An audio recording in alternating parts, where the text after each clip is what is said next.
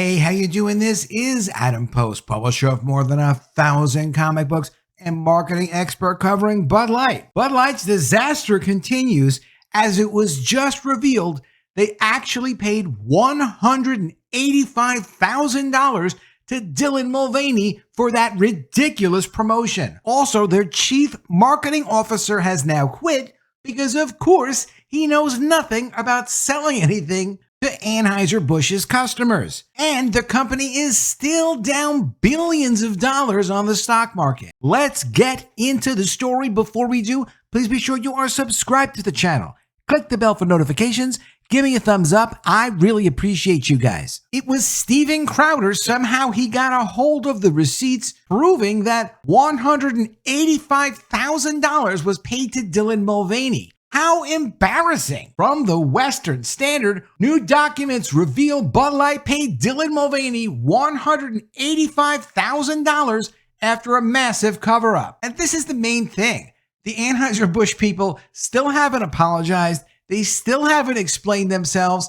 And yes, you've got Kid Rock saying, hey, let's move on with life. You've got the head of the UFC saying, oh, come on, it's not such a big deal. Let's drink Bud Light. It's fine. If it's something that people like, go ahead and enjoy it. But otherwise, no, they rebranded the beer as a transgender beer. If you like the idea of jumping into a bathtub with Dylan Mulvaney, then yes, Bud Light is probably for you.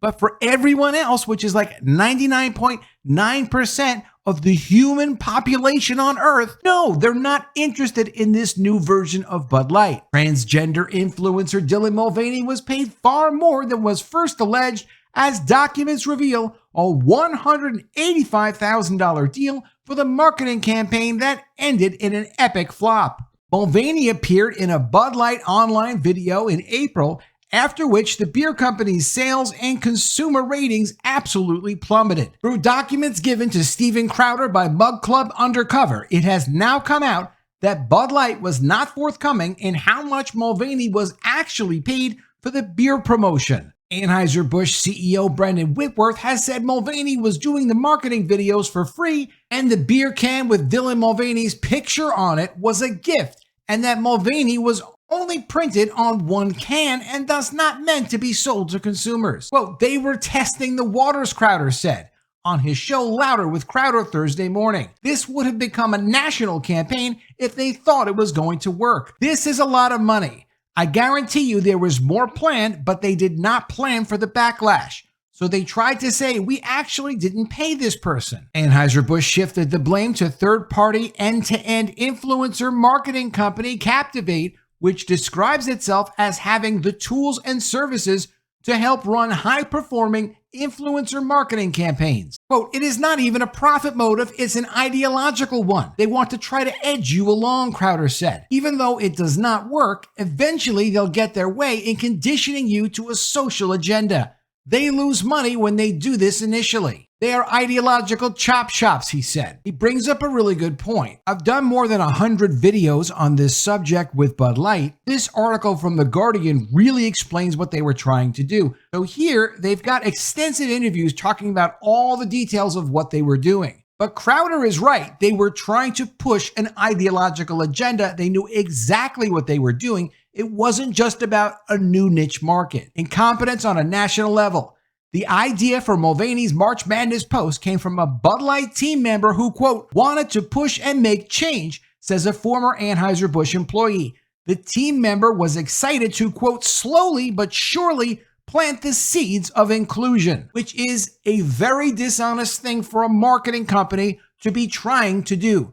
They weren't trying to even sell the product. They were trying to push you on the woke agenda. Seeds of inclusion have nothing to do with the benefits of a product. And when you're marketing, you're supposed to be thinking about how you can convey the benefits of the product to the consumer, not trying to program people to accept the transgender agenda. Audio from a June 1st phone call reveals Captivate CEO Krishna Subramanian panicking over the Mulvaney issue and warning people not to talk to the media or answer any questions about the company. Quote, the issue is that they lied, Crowder said. The issue is not that their relationships are kept private. I understand discretion, certainly as it relates to investigative journalism and even as it relates to transgender beer can campaigns. But the issue is that when you lie, the media uses that to gaslight conservatives, Crowder added. The reason they did that was to try and convince you that your boycotts don't work. All of this is connected. This is how conservatives are created. When it is working class people who are working hard and have done nothing wrong,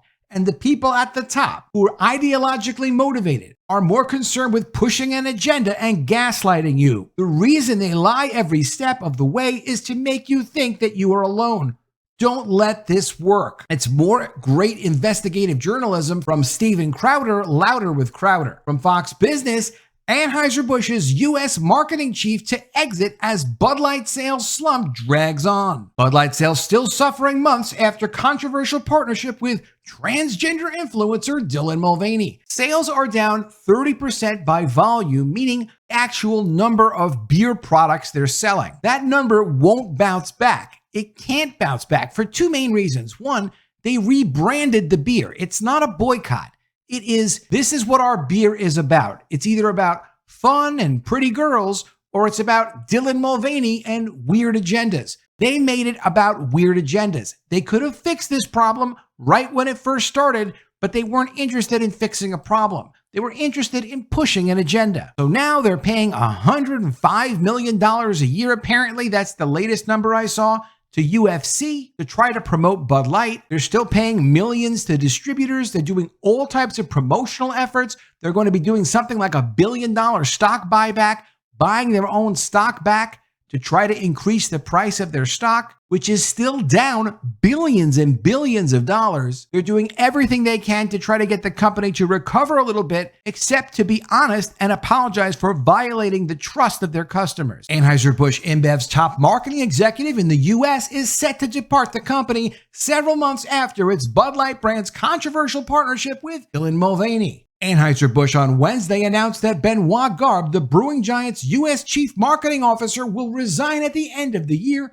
to embark on a new chapter in his career. And Chief Commercial Officer Kyle Norrington will be taking over all aspects of marketing, including brand plans and portfolio strategy. Quote, "This week we announced key changes to our U.S. leadership team that reduce layers within our organization and better enable our top commercial leaders to drive our business and legacy forward," according to CEO Brendan Whitworth in a statement. "These senior leadership changes will accelerate our return to growth as we continue to focus on what we do best, brewing great beer for everyone and earning our place in moments that matter." According to Garb's bio on the Anheuser-Busch website, he has served as a strategic advisor at the company for a decade, and his LinkedIn profile indicates that he took over as Chief Marketing Officer in September 2021. Sales of Bud Light began to tumble in the U.S. in April, not long after the brand created and sent a custom beer can to Dylan Mulvaney to mark Dylan's 365 days of girlhood, as Dylan likes to call it. That move and comments from Bud Light's marketing vice president, Alyssa Heinerschied, at the time, who said she wanted to update the, quote, fratty and out-of-touch brand, sparked calls from conservative influencers and celebrities to shun the brand, and the boycott took hold. Last month, Anheuser-Busch InBev reported an incredible 13.5% decline in U.S. revenue in the third quarter as Bud Light sales continue to suffer. But it's not just Bud Light. Bud Light is down 30% by volume in the United States. That is on average. In some parts of the United States, it's off 70 to 80%. People are just no longer buying the beer, which means they're going to lose distribution in those places. North Carolina, South Carolina, Louisiana, that's the area where the glass bottle manufacturing plants closed up because they realized, hey, this business is not coming back anytime soon. Not in a few months, not in a couple of years. It's not coming back. They figured they may as well spend the millions of dollars it was going to take to shut down the plants because there was no hope of Bud Light getting its business back. Last month, Anheuser-Busch InBev reported a staggering 13.5% decline in U.S. sales as Bud Light sales continue to suffer. Budweiser is off 25% nationally. Anything associated with Anheuser-Busch is down right now. However, the company has embarked on a mission to rehabilitate the brand's image and appears optimistic about earning back former customers. During last month's earnings call, CEO Michael Ducaris told investors that internal polling shows 40% of Bud Light drinkers who ditch the brand say they would consider returning to it. So at least 60% will never touch the brand ever again. And of that 40%, some might consider that they may come back. They've lost a huge percentage of their business that they can never recover. Bud Light will never be the same again. Budweiser will never be the same again. This company does a lot of business internationally, and that's where they're hoping to make their money. Let me know what you think of all this in the comments below. Always love to see your ideas. Please be sure you are subscribed to the channel. Click the bell for notifications, give me a thumbs up, and I'll see you again soon with another video. And if I don't see you, I will miss you.